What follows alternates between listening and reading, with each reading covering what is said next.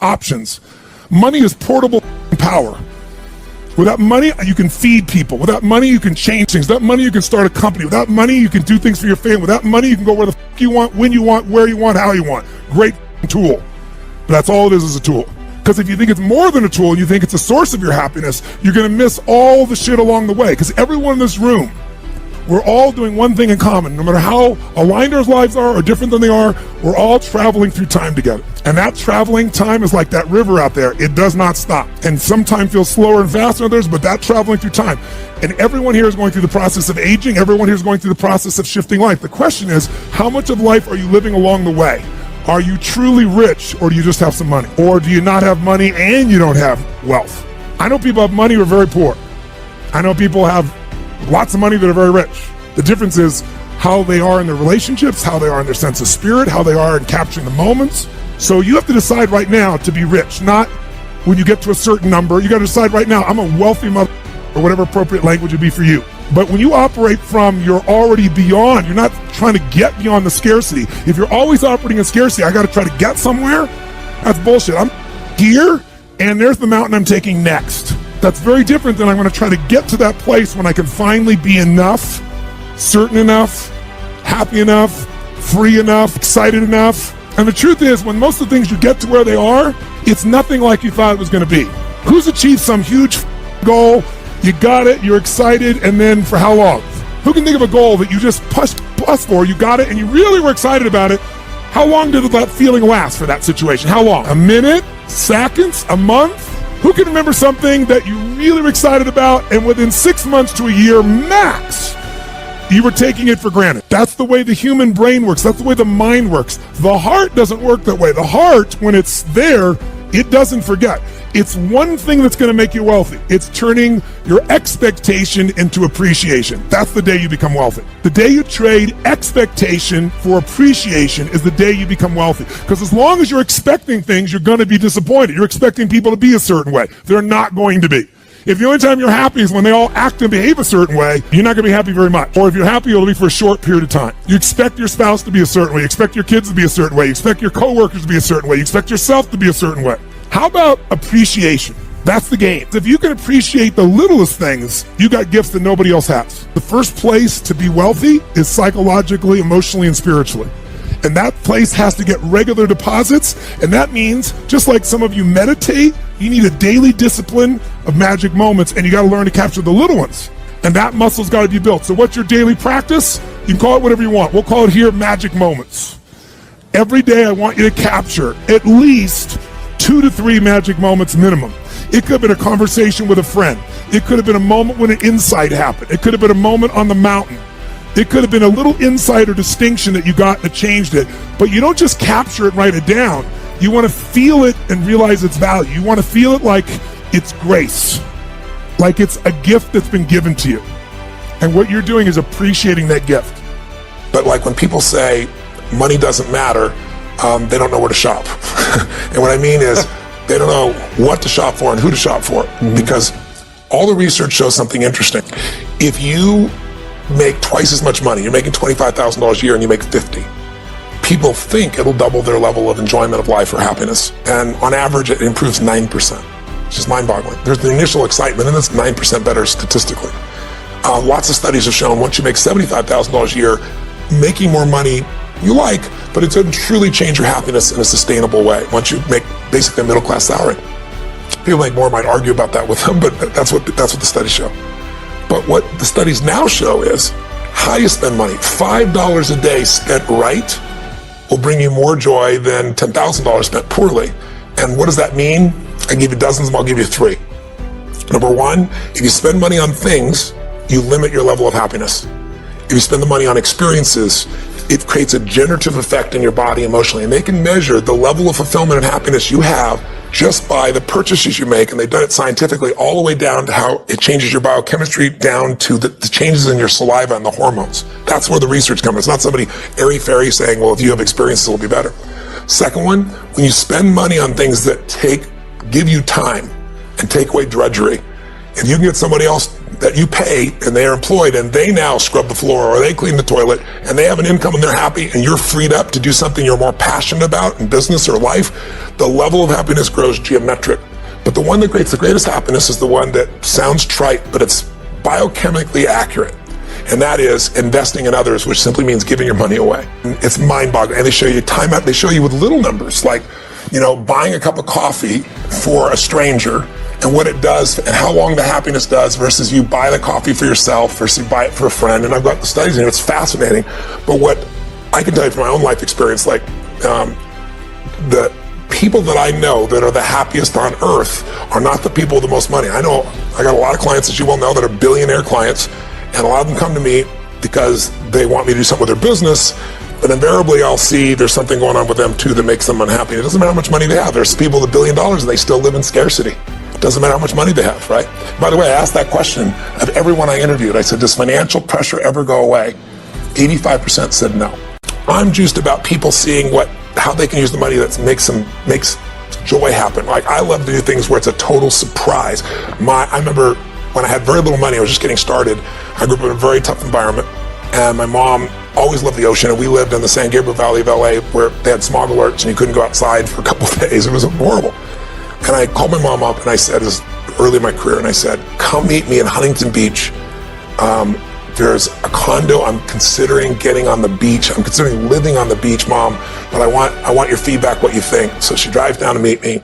I'll never forget, I just looked around, she goes, oh my God, smell the air, it's so fresh, and this is the dream, to live on the beach, and my son's gonna live on the beach. And I showed her the condo, and she's like, oh my God, this is incredible. And I said, you sure? Do you really think we worth it? She goes, I don't care what it costs. She said, if you can get in, you get this.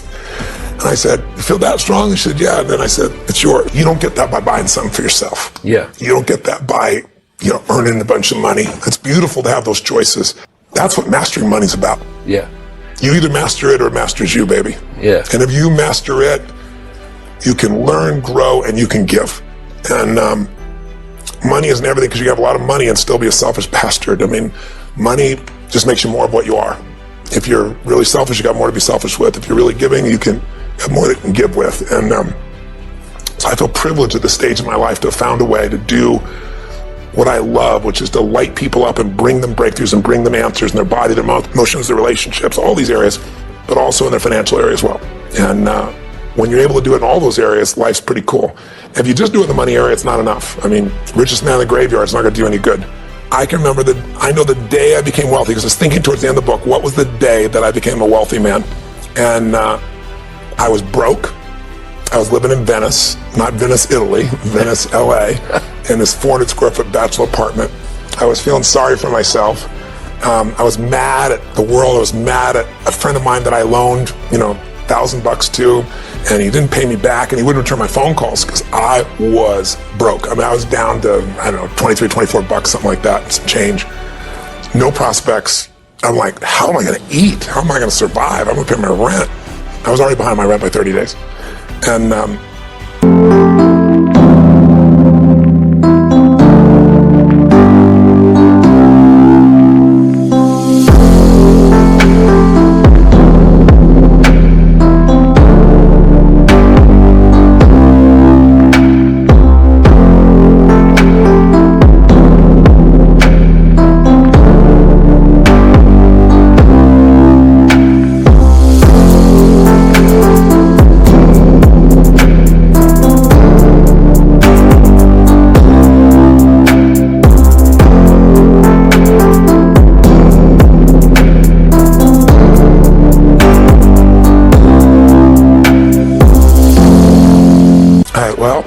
when I was 17, my mom kicked my dad out. He went back east and kicked me out, and I survived by scratching up enough money each day and then going to the smorgasbord and loading up for the winter, just eating all I could to make it last a day or two. And I thought, okay, that's what I'm going to do. And I walked, because I didn't want to take my car and the gas or pay for parking. Didn't have that kind of money. And I walked, it was 3-4 miles from Venice to this place in Marina del Rey. It's still there. And it's called El Torito. It's this little Mexican restaurant that's on the water where all the, the amazing yachts are. And I thought, I'm going to go there and I'm going to absorb this abundance environment because I'm so scarce.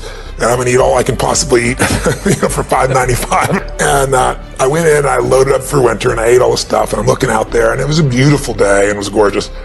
And so I got up to go pay. And as I got to go pay, in the front door walks this little boy, probably 8 years old, and 7, 8 years old.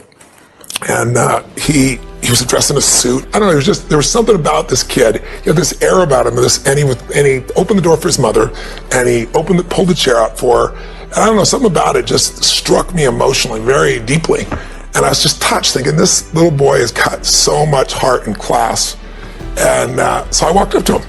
I paid my bill and walked up to him, and I said hi, and I introduced myself, and I was nobody. It was, who the hell's Tony Robbins? No Tony Robbins. And he says, who is this gigantic? Yeah, that's what he's really thinking is not there. And I said, I just want to tell you, I watched you for the last few minutes. I said, I watched you open the door for you later. I saw you pull out the chair. I saw the way you looking in her eyes and giving her full attention. I said, you are a class act. And he looked at me and I said, and taking her lunch, that's awesome. He goes, well, she's my mom. And I said, that's even more cool. And he said, well, I'm not taking a lunch because I don't have a job yet. I'm 8. And I said, I looked at him, I said, yes, you are. And I didn't have any plan. I just reached in my pocket, took all the money I had in the world. It was like $19 and some change, whatever was left after that. And I just sat down in front of him in front of the table. And he looked up at me, his eyes got big as garbage can covers. He goes, what's that? And he smiled. I said, that's yours. He goes, I can't take that. And I said, yes, you can. He said, how come? I said, because I'm bigger than you are. Turned, I didn't even look at his mom. I wasn't doing it for attention. And I walked out that door. And I didn't walk out that door. I flew out of that door.